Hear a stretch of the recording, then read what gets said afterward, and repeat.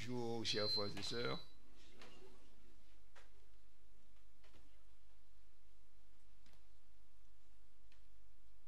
Non, c'est fermé. Ah, ok. Voilà, il y en avait un qui était ouvert. Vous allez bien? Ça va? On avait l'impression. Vous allez bien? Ah, voilà, maintenant. Alors, nous arrivons à la fin de la semaine. Toute bonne chose a une fin. Et mieux vaut la fin d'une chose que le commencement. Et chaque fois qu'une chose se termine, il y en a une autre qui recommence. Bienvenue, Nick. Ok.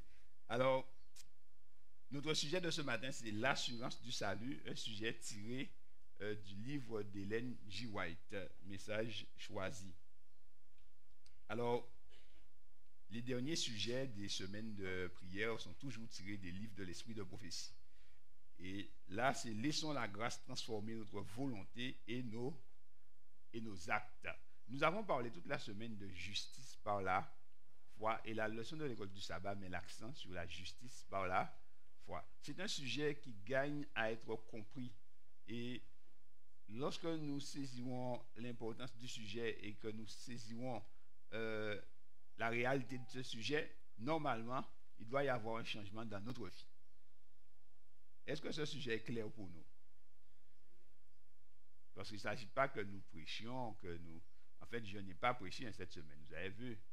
Nous avons simplement fait de l'enseignement, nous avons repris la chose de manière à ce que tout le monde puisse comprendre que notre salut vient uniquement de Jésus.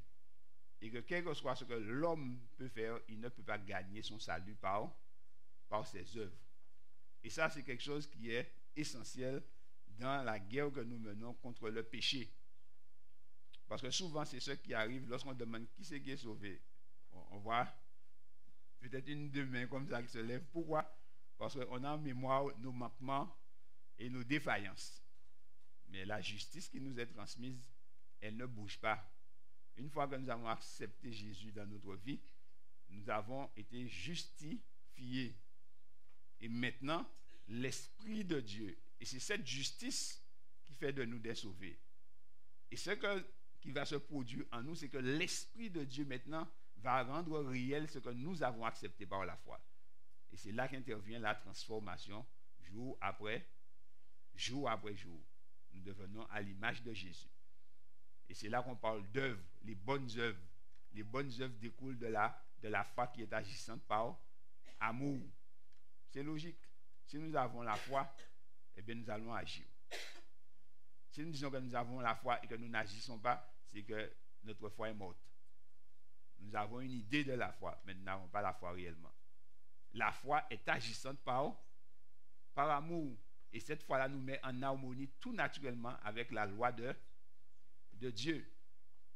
Et l'expression du repos que nous avons en Christ, eh bien, c'est que nous venons le jour du sabbat manifester notre adoration et notre louange à Dieu. Et donc le sabbat devient le signe du repos que nous avons reçu en Christ. Voilà. Création, régénération et glorification. 3 significations du jour du repos. Donc tous ceux qui sont à Jésus-Christ, eh bien, ils doivent logiquement arriver au sabbat. C'est ça, un signe entre Dieu et l'homme, comme quoi que c'est Dieu qui nous sanctifie et qu'il est notre Dieu. La justification est un sujet qui est simple et bien profond. Même un enfant peut saisir la vérité. C'est ce que dit Isaïe, même un enfant peut suivre la voie du salut. Si tu crois en Christ, eh bien, il te transmet sa justice. Tes péchés sont pardonnés et maintenant, tu vas marcher en nouveauté de vie parce qu'il te transmet aussi la force de marcher et d'obéir. N'est-ce pas clair, mes frères? Mais quand on demandera qui est sauvé, il ne faudra pas hésiter.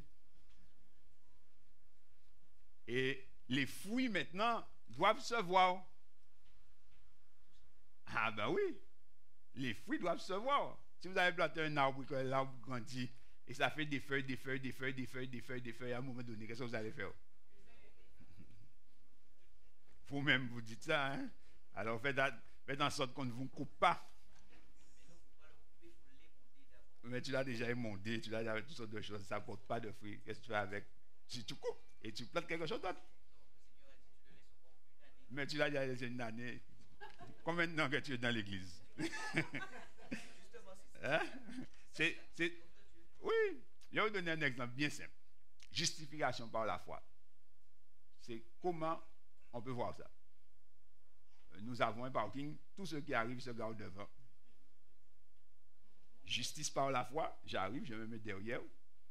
J'aime mon prochain comme moi-même, je me mets derrière, je me garde bien, voilà. Et un autre qui arrivera, je pense qu'un autre arrivera en retard, il va se garer.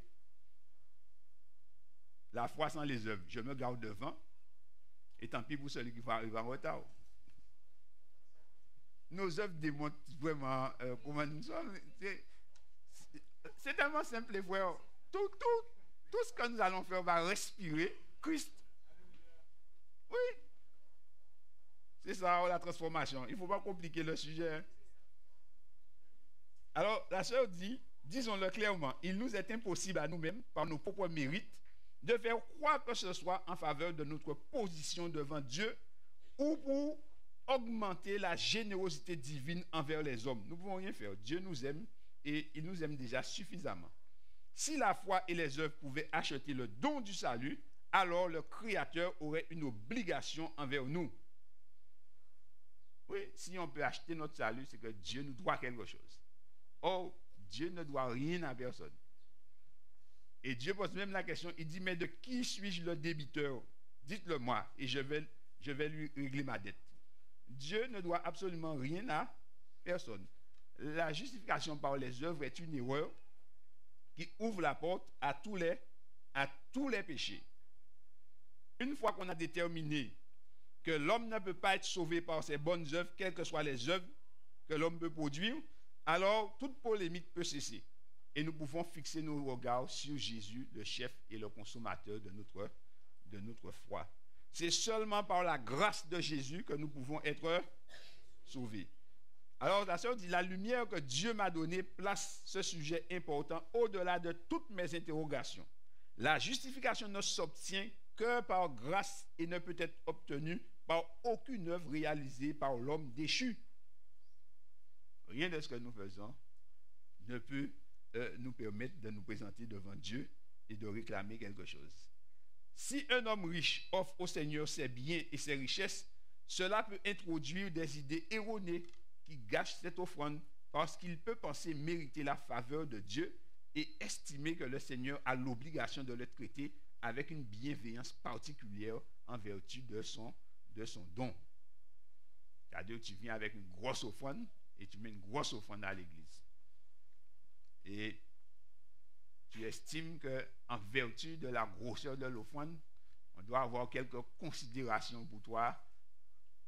Voilà, le Seigneur devrait prendre soin de toi, te bénir. Le Seigneur te doit absolument rien. Tu peux mettre 2 millions si tu veux. Le Seigneur te doit absolument rien. C'est toi qui dois quelque chose à Dieu. Alors il dit, peu d'instructions claires ont été données à ce sujet. Le Seigneur a confié ses biens à l'homme et il demande que ses richesses lui soient restituées quand sa providence l'indique et que le développement de son œuvre l'exige. Le Seigneur nous a donné l'intelligence, la santé et les capacités pour acquérir des biens terrestres. Il a créé tout ce qu'il y a sur la terre. Psaume 24, verset 1er. À l'Éternel la terre et ce qu'elle renferme. Donc, il dit, il nous a donné le soleil, les nuages, la pluie pour faire pousser la végétation. Vous vous souvenez, je vous demandais qu'est-ce que nous avons? La pluie, c'est la pluie du Seigneur. Les nuages sont les nuages du Seigneur. L'eau qui ruisselle là, c'est l'eau du Seigneur. Le soleil, c'est le soleil du Seigneur. L'intelligence que tu as, c'est l'intelligence du Seigneur. Tu peux l'utiliser comme tu veux, mais c'est Dieu qui te l'a donné. Tout ce qu'il y a sur la terre appartient au Seigneur, y compris nous-mêmes. Donc, qu'est-ce qu'il nous doit? En tant que serviteur de Dieu, nous pouvons dire avec David, tout vient de toi, et c'est de ta main que vient ce que nous te donnons. Donc tu peux apporter 5 centimes, c'est à Dieu. Tu peux apporter 5 millions, c'est aussi à Dieu. Devant Dieu, les deux sont égaux. Oui, quel que tu donnes plus, que tu donnes moins, ce que Dieu regarde, c'est le mobile pour lequel tu l'as donné. Tu peux donner 5 centimes et les 5 centimes, ça t'arrache le cœur parce que quand tu donnes ça, tu n'as pas beaucoup. Et l'autre peut donner 5 millions avec joie. Lequel sera agréé de Dieu? Celui qui donne avec joie. Maintenant, tu peux donner 5 millions et dire, oh, j'aurais bien voulu ne pas le donner, mais comme veux-tu, on est déjà au courant, il faut que tu donnes 5 millions, tu donnes. Et pourtant, celui qui vient avec ses 5 centimes, le Seigneur dit, ah ouais, voilà une offrande qui m'est agréable. Il n'a pas beaucoup, mais il donne au Seigneur. Et le Seigneur agrée. Et bien sûr, dans la caisse, quand la trésorière va compter, on va éplucher les 5 millions, on va sentir que ça a du poids. Humainement, mais les 5 centimes, on va même dire, il ne faut pas s'amuser à mettre des pièces jaunes. Mais Dieu a pris plaisir. Et c'est ce qui est arrivé avec la pauvre veuve. Elle a mis tout ce qu'elle. Et Dieu a dit, voilà. Et l'autre est venu avec un sac plein d'argent. Et Jésus a dit, il a fait ça juste pour qu'on puisse le voir.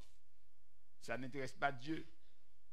Donc, si tu fais quelque chose pour Dieu, fais-le simplement. Donc, tout ce que nous donnons à Dieu, c'est ce que Dieu nous a donné, que nous remettons à Dieu. Et là, ça commence à nous soulager un peu et à nous libérer de l'égoïsme. Et de voir que finalement, eh bien, nous utilisons des choses et c'est la grâce de Dieu qui nous permet d'utiliser ces choses-là pour un temps. Parce qu'on n'a jamais vu personne descendre dans la tombe avec son argent. Et tous les gens qu'on a enterrés avec de l'argent, on a été pillés leur tombe. Les pharaons, les tombes sont pillées. Pourquoi? Parce que les gens savent, les vivants savent qu'il y a de l'argent. Donc, ça ne sert absolument à rien. Donc, notre mérite en tant que créature ne peut pas consister à rendre au Seigneur ce qui lui appartient, puisque cela a toujours été sa propriété et qu'elle devrait être utilisée selon ce qu'il indique dans sa providence. Donc, Dieu va nous guider pour savoir comment utiliser les biens qui nous sont confiés. À cause de sa rébellion et de son apostasie, l'humanité a perdu la faveur de Dieu. L'humanité a perdu la faveur de Dieu, mais non pas ses droits, parce que la seule valeur qu'elle put avoir était celle que celui que lui avait concédé le bien-aimé Fils de Dieu. Ce point doit être compris. L'homme a perdu les privilèges que par amour Dieu lui avait donnés gratuitement. Ce trésor lui avait été confié en dépôt pour qu'il l'emploie à l'avancement de l'œuvre de Dieu et à sa gloire, afin d'en faire profiter toute la création. Dès l'instant où la créature de Dieu refusa d'obéir aux lois du royaume divin, elle devient déloyale envers le gouvernement divin et se rendit indigne de toutes les bénédictions que le Seigneur lui avait accordées. Et voici quelle était la situation de la race humaine.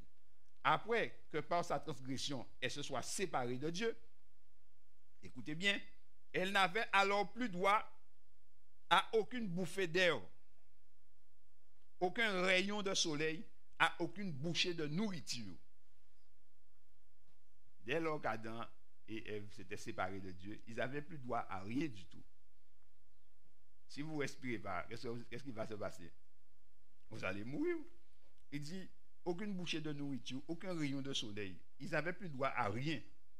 Et la raison pour laquelle l'homme n'a pas été détruit est que Dieu l'aimait tellement qu'il lui fit don de son Fils, lequel allait souffrir et payer le prix de cette transgression.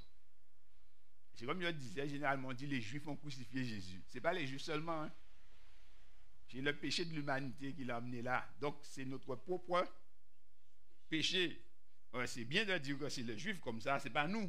Mais oui, nous aussi. On était dedans. C'est pour l'humanité tout entière que Jésus s'est fait crucifier.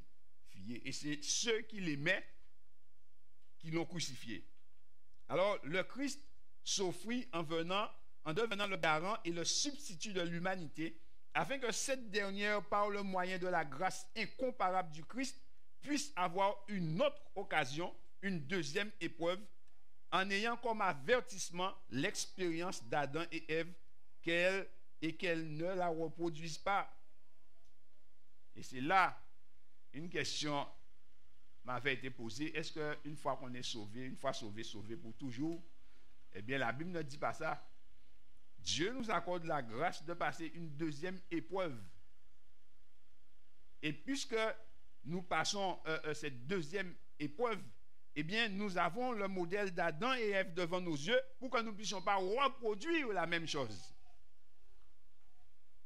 Parce que certains pensent que, puisque la grâce, et c'est ce qui m'a été posé ce matin comme question dans la classe, est-ce que, puisque la grâce semble être tellement facile que nous sommes libres, eh bien, de jouer avec le péché? Mais les amis, le péché a coûté la vie du Fils de Dieu.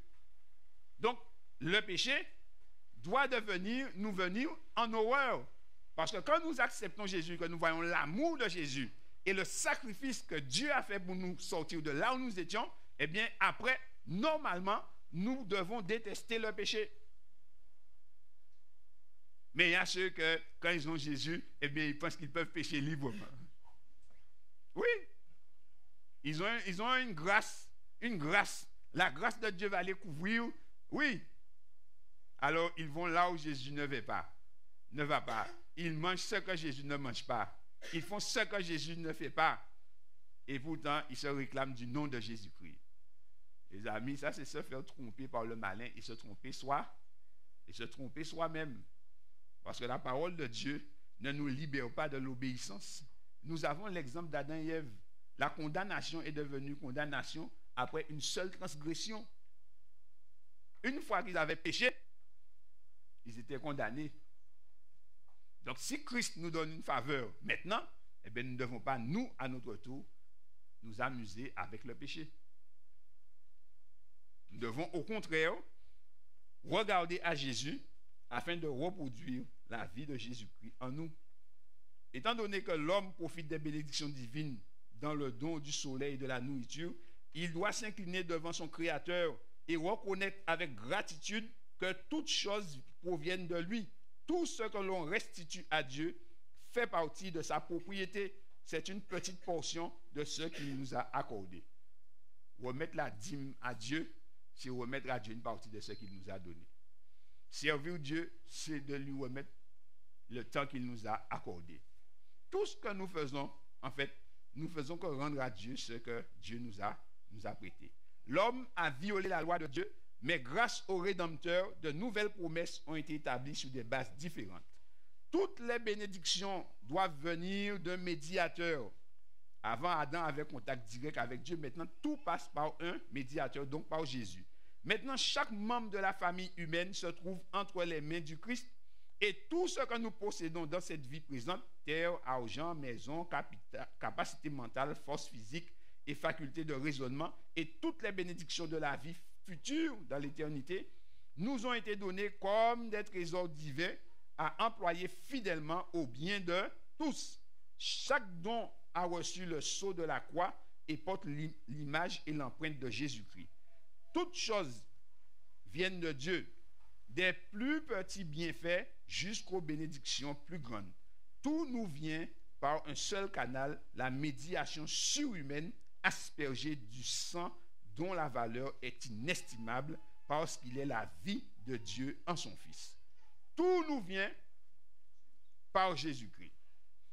Tout ce que nous recevons, nous le recevons par Jésus-Christ. Rien de ce que nous avons, chers amis, tout ce que nous avons, si nous sommes là aujourd'hui, c'est grâce à Jésus. Les gens qui aujourd'hui sont sur le marché, c'est grâce à Jésus-Christ. Parce que si ce n'était pas Jésus-Christ, eh bien, nous aurions déjà été exterminés. Est-ce que nous comprenons que nous devons tout à Jésus? Rien ne nous appartient en fait. Tout ce que nous avons, c'est la propriété de Dieu. Tout nous vient de toi et c'est de ta main que vient ce que nous te donnons. La création appartient donc à Dieu. Et Dieu bénit les hommes. Tout ce que l'homme possède et tout ce qu'il est appartiennent à Dieu. Le monde entier est à Dieu.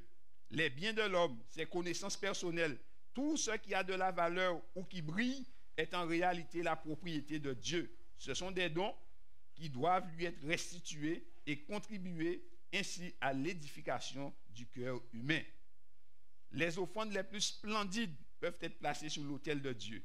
Et les hommes et les femmes loueront et exalteront le donateur céleste pour sa libéralité. Pourquoi? Eh bien, simplement parce que tout nous vient de toi.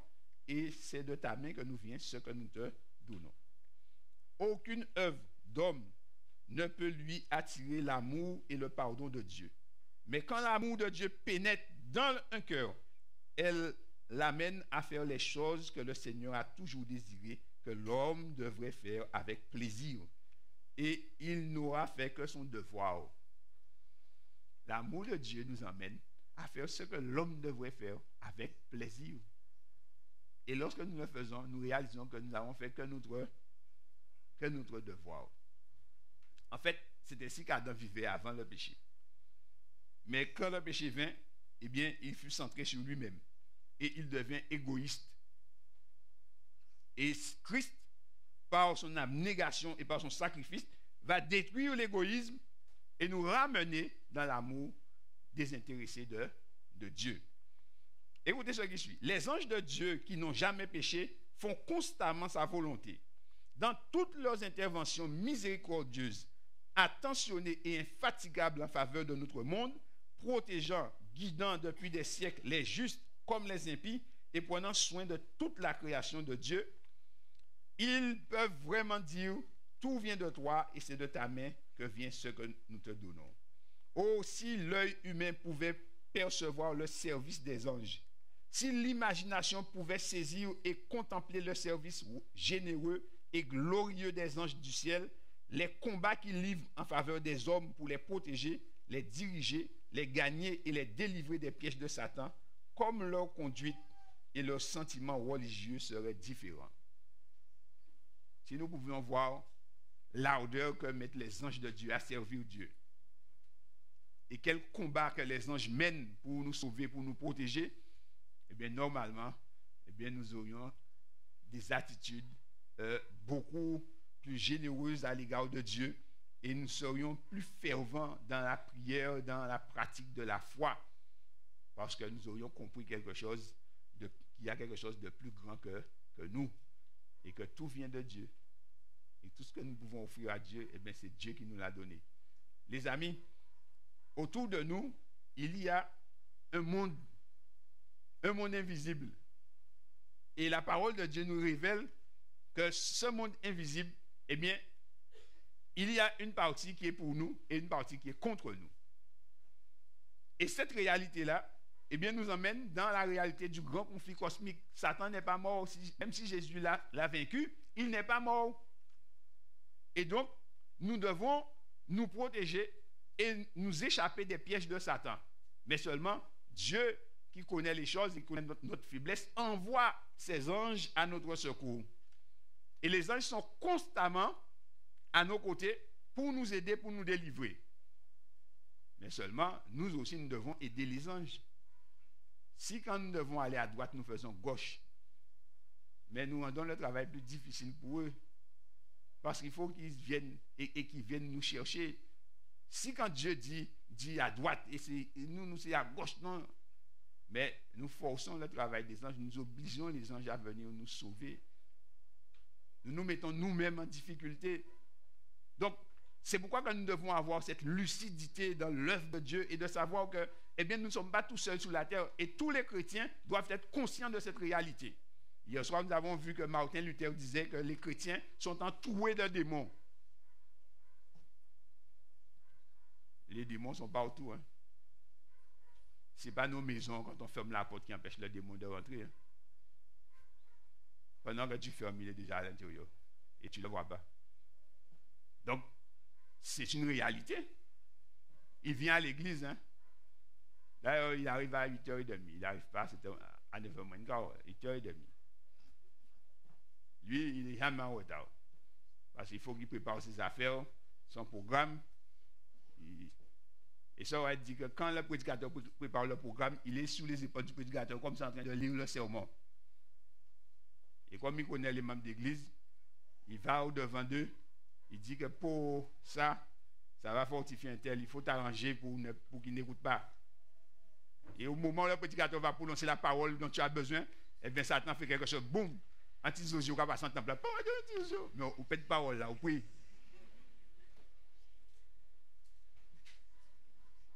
Tu n'as pas vu de démon, hein? Tu n'as pas vu aucun diable avec fourche venir dans l'église pour dire n'écoute pas ça. Non. Il a envoyé un petit oiseau. Et tout le monde a un petit zozio. Un petit zozio. Nous ne pas connaître zozio. Mais on a perdu la parole de bénédiction. On a perdu la parole. Ça, c'est tellement simple, c'est tellement subtil. Et la soeur dit des fois, c'est un petit enfant qui se met à pleurer. Oh, et toute la communauté. Waouh, mes amis, on ne discerne pas. Eh bien, lui aussi, il vient au temple. Eh bien, quand nous venons au temple, il dit, approche-toi pour écouter quand tu viens dans la maison de Dieu. Approche-toi pour écouter. Donc, ça veut dire qu'il faut être dans une écoute active. Tu es là, bien attentionné. Quand tu viens dans la maison de Dieu, et c'est quand tu es dans la maison de Dieu que tu as envie de dormir. Et la maison de Dieu n'est pas... C'est pas un hôtel, c'est pas un dortoir. Non, tu dois te réveiller. Pourquoi quand tu es hors de la maison de Dieu, tu es en forme? Pose-toi la question. Quand je dis Amen, tes yeux s'ouvrent pas.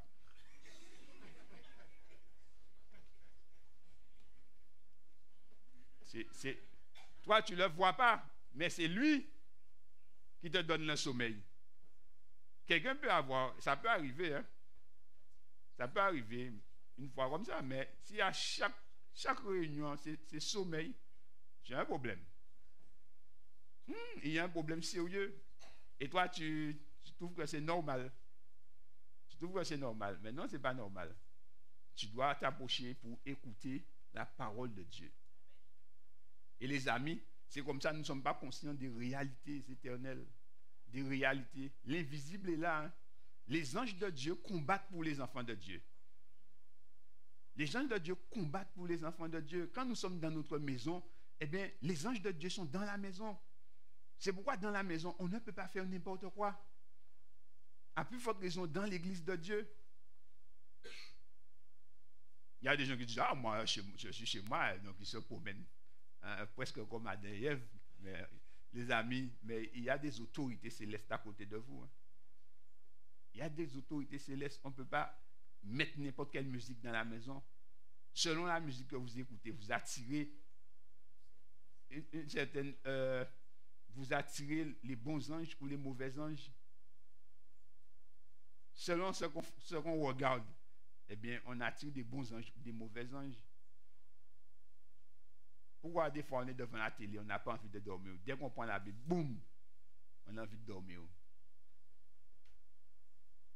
Il faut se poser les bonnes questions. Les anges de Dieu nous aident. Certaines fois, surtout les jeunes, ils vont dans des endroits où ils ne doivent pas aller, ou bien ils font des choses, ils prennent des risques. Mais ils sont sauvés des fois grâce à la prière des parents qui sont là en train. Pendant qu'ils sont dehors, les parents sont en train de prier et Dieu envoie des anges pour les secourir. Mais eux, ils pensent qu'ils sont forts. Quand ils disent, ah ouais, on passé. Mais s'il y avait personne qui priait pour toi, tu serais resté pris. Tu serais resté pris. Parce que c'est Dieu qui envoie, à cause de tes parents, un ange pour te sauver.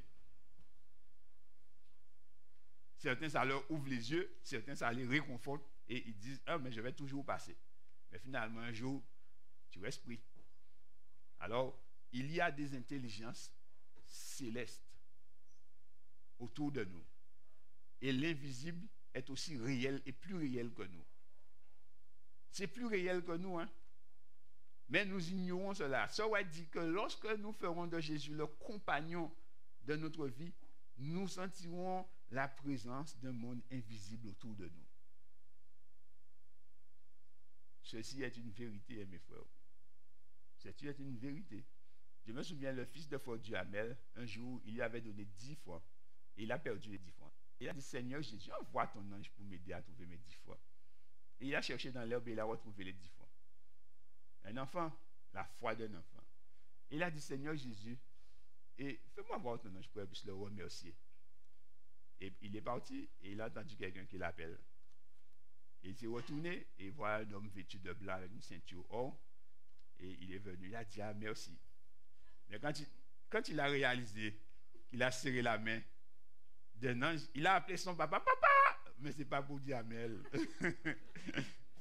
Quand Gilbert est venu, il n'y avait rien, ce n'est pas lui. C'est Dieu a honoré la foi de l'enfant. Dieu a honoré la foi de l'enfant. Eh bien, c'est de la même manière, les frères, même si nous ne voyons pas, c'est une réalité. Nous tous qui sommes assis là, eh bien, il y a des anges autour de nous. Il y a des anges sur la chair, nous ne les voyons pas, mais ils sont là pour faire le travail de Dieu. Et eux, ils obéissent à Dieu avec joie. Et ils offrent à Dieu un service corps, âme et esprit. Tout est à Dieu, 100% à Dieu. Et c'est ce qu'il veut nous emmener à faire, 100% à Dieu. 100% de notre temps, 100% de notre vie, 100% de nos biens, tout ce que nous avons à Christ. Parce que lui, il a tout donné pour nous. Christ a donné jusqu'à la dernière goutte de son sang. Au point qu'à un moment donné, il n'y avait plus de sang, c'est de l'eau qui est sortie. Ça veut dire qu'il a été jusqu'au bout. Et si quelqu'un n'est pas sauvé, c'est parce qu'il ne voulait pas être sauvé. Parce que Christ a tout fait pour que nous puissions être sauvés. C'est nous, hein, les amis. Si quelqu'un n'arrive pas au ciel, cette personne-là, c'est elle qui a décidé de ne pas être au ciel. Mais normalement, dans le plan du salut, Dieu a suffisamment de provisions pour que tout le monde arrive au ciel. Dites-moi qu'est-ce qui peut empêcher quelqu'un d'arriver au ciel. Premier ennemi, Satan, mais il est dit que Christ lui a écrasé la tête. Qu'est-ce qui peut l'empêcher? La faim, mais tout appartient à Dieu. Tout appartient à Dieu. Qu'est-ce qui peut t'empêcher? Parce que tu es au chômage? Rien ne peut t'empêcher. Il y a des milliers de personnes au chômage, ils n'ont pas beau. Christ a dit, je sais que tu es là, je vais te nourrir. Je vais te nourrir. Nous pensons que c'est le travail. Non, Christ peut te nourrir. Élie était dans le désert, un ange de Dieu est venu et lui a apporté de l'eau et deux gâteaux. Et avec ça, il a marché 40 jours et 40 nuits. 1 mois et demi, pratiquement. Alors, qui dit mieux? Voyez, Dieu prend soin. Jésus a dit, je vais prendre soin de vous. Un point, c'est tout. Rien ne peut nous empêcher d'arriver à destination, sinon nous-mêmes. Mais pourquoi nous arrivons à destination? Eh bien, il faut se livrer. Corps, âme et esprit. Corps, âme et esprit. Tout nous vient de Dieu. Et tout ce que nous offrons à Dieu, eh bien, c'est ce que Dieu nous a donné. Les amis, la grande question, c'est est-ce que certaines personnes sont prêtes à donner à Jésus beaucoup de choses? Mais eux-mêmes, est-ce qu'ils sont prêts à se donner eux-mêmes? Parce que Paul dit, donnez-vous vous-même à Dieu. Et ce sera un culte raisonnable de votre part. Voilà le culte raisonnable.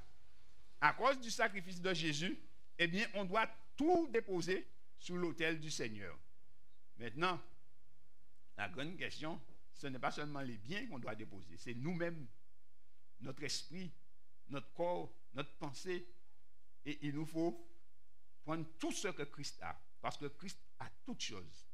Colossiens 1, verset 16 et 17 dit, tout a été fait par lui, pour lui et en lui. Il est le chef de toute domination, de toute autorité, de tout ce qui existe. Le chef suprême, c'est Jésus. Maintenant, quand nous devenons enfants de Dieu, nous devenons frères de Jésus. Tout ce qui est à Jésus devient à nous. Seulement, il n'est pas évident, certaines fois, que tout est à nous. Parce que des fois, on rasait, et c'est là qu'il va servir Christ, là, c'est réunir l'argent là. Et c'est là que Satan t'attaque. Il te dit, ouais, tu es à Christ, mais tu es raseur. Tu n'as rien. Et la réalité, maintenant, ça nous démontre parce que, tu vois, tu peux même pas acheter un pain au raisin, mais celui qui ne croit pas en Christ, il a acheté pain, il a fait des largesses. Et alors, ça peut démonter ta foi, mais non, c'est là que tu dois t'en crier à Dieu. Je sais vivre dans l'abondance et je sais vivre dans la disette. Il n'y a pas que des bons jours sur la terre. Et la vie, c'est une boule qui tourne. Tantôt tu es en haut, tantôt tu es en bas. Mais Christ demeure éternellement le même. Que tu sois en haut, que tu sois en bas, Christ est toujours là. Et si tu t'appuies sur Christ, eh bien, tu ne vas pas broncher. Tu ne vas pas broncher. Et les amis, c'est ce que Dieu est venu faire. Et vivre en chrétien, adventiste, on dit que l'adventisme, c'est le plus dur, c'est le plus difficile. Moi, je ne vois pas ça. Des fois, il faut parler de soi. Moi, je ne vois pas ça. Je ne vois pas que l'adventisme, c'est le plus dur. Je vois que c'est le meilleur. Je ne dis pas ça par chauvinisme, mais je vois que c'est le meilleur. Parce que pourquoi? Parce que Christ a renoncé à tout. Et l'évangile que nous prêchons, c'est un évangile de renoncement. Si tu aimes Christ, eh bien toi aussi tu dois renoncer. Et tu dois renoncer, tu renonces avec joie. Parce que lui, il a tout sacrifié. Il a tout sacrifié. Je ne peux pas vous dire comment est l'intérieur d'une boîte de nuit. Pourtant, je ne suis pas né adventiste. Je ne saurais pas vous dire comment est l'intérieur d'une boîte de nuit. Et je ne suis pas né adventiste. Mais même quand je n'étais pas adventiste, eh bien, je trouvais ma joie dans la parole de Dieu. Et devenant adventiste, mais j'ai trouvé plus de joie dans la parole de Dieu. Et je trouve encore ma joie dans la parole de Dieu. Mais oui. Et maintenant que je suis tout seul chez moi, je trouve encore plus de joie dans le Seigneur. Dans le Seigneur. Oui, parce que tu n'es jamais tout seul. Tu n'es jamais tout seul. Tu n'es jamais tout seul. Je participe, chers amis, à des cultes élevés. Oui, je fréquente des gens qui sont haut placés. Il y a des gens qui cherchent à fréquenter des gens. Je fréquente des gens qui sont très haut placés. J'ai des amis célestes. Mais oui, j'ai des amis célestes. C'est une réalité. Des fois, je suis à la maison, je suis en train de rire, je vais dire, mais si quelqu'un me voit, je vais dire, pauvre, mais qu'arrive, monsieur. Mais oui. Pourquoi? Parce que je parle avec Dieu. Je passe mon temps avec Dieu. Si je fais quelque chose, je discute avec Dieu comme je parlerai avec vous. Mais seulement, je ne le vois pas. Et des fois, je dis à Dieu, pauvre, c'est ça le problème, c'est que on ne te voit pas, mais comme tu as verrouillé ça, si tu n'avais pas verrouillé, ça c'est sûr que je t'aurais demandé, mais il a verrouillé, il a dit, c'est comme Moïse. Et c'est ça le problème, c'est comme Moïse. Alors, il a verrouillé sur moi. Mais les amis, non, il ne va pas déverrouiller, il a déjà verrouillé. Et une fois qu'il a dit la parole, il pesait, il faut rester dans la parole. Oui, il faut rester dans la parole. Mais ce que je veux vous dire, chers frères, nous allons passer à la Sainte Seine, le sang de Christ. Nous allons nous laver les pieds. Mais ça doit être une réalité pour nous. Ça doit être une réalité pour nous. Nous lavons nos pieds. Eh bien, nous lavons notre péché. Nous nous humilions parce que Christ a tout donné. Et les amis, recevoir Christ, c'est recevoir la vie. C'est recevoir la vie, c'est recevoir une nouvelle vie. C'est avoir de nouveaux amis. Nous avons des amis célestes. Mais on parle, il y a ceux qui vont manger à l'Élysée, ils sont tellement contents. Mais les amis, nous sommes invités à manger à la table de Jésus-Christ. Et notre place est réservée. Ce n'est pas pour dire que quand vous veillez, tu n'as pas le ticket, il reste dehors. Non, la place est réservée. Tout le monde a sa place, hein, Cornelia. Ta place est là. Le nom est inscrit dans le livre de vie. Tout ce que nous avons à faire, c'est de rester dans la main de Jésus et de suivre ce que Jésus nous dit. De développer notre relation. Maintenant, le problème, c'est que des fois, nous n'avons pas d'ambition, les frères, et c'est ça le problème. Nous n'avons pas d'ambition. Nous voulons rester en groupe préparatoire. Il faut monter. Il faut monter, les frères. Parce que je vous assure qu'il y a une vie, une vie. Je ne vais pas vous dire plus que ça parce que je crains de vous choquer. Non. Je sais ce que je dis. Mais je pourrais vous raconter certaines choses, les frères. Je pourrais vous dire des choses. Il y a une vie, mais une vie. Les frères, il y a des choses extraordinaires à vivre avec Jésus-Christ. On peut témoigner pour Christ, mais la vie avec Christ, c'est extraordinaire. Et c'est une aventure qui ne finit pas et ça se poursuit jusque dans l'éternité. Jusque dans l'éternité. Vous avez déjà vu un être qui a des yeux partout? Il a des yeux sur la face, dans le dos, partout il a des yeux. Vous n'avez jamais vu ça? Oui? Ah, on l'a lu, mais moi je ne parle pas de livre. Les amis, Dieu est Dieu et nous appartenons à Dieu. Et ce que je voudrais vous transmettre, c'est que quand nous venons ici, pour le monde nous sommes personne, hein, mais pour Dieu nous avons un prix élevé. Parce que c'est le sang de son Fils qui est sur nous. Et nous sommes enfants de Dieu.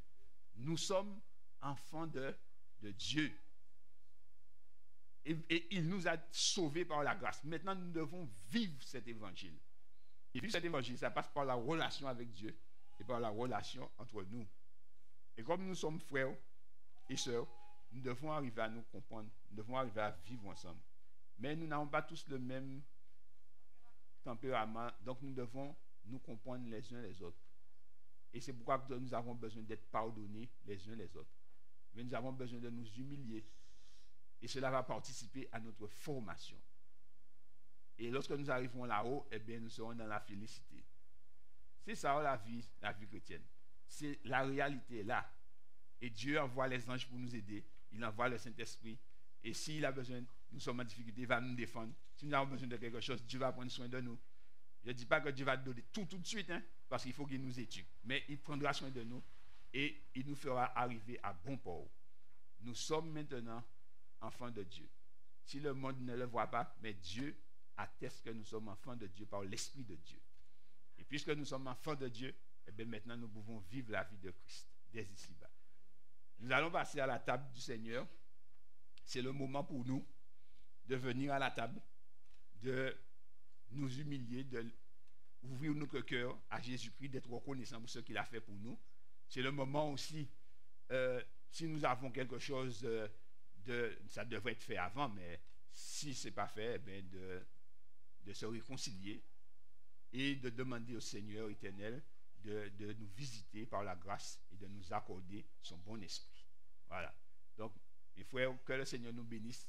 Reconsidérez ce sujet, justification par la foi, méditez-le et comprenez qu'à partir d'aujourd'hui, vous êtes enfant de Dieu. Et une fois que vous avez saisi ça, tout devient possible. Que Dieu vous bénisse.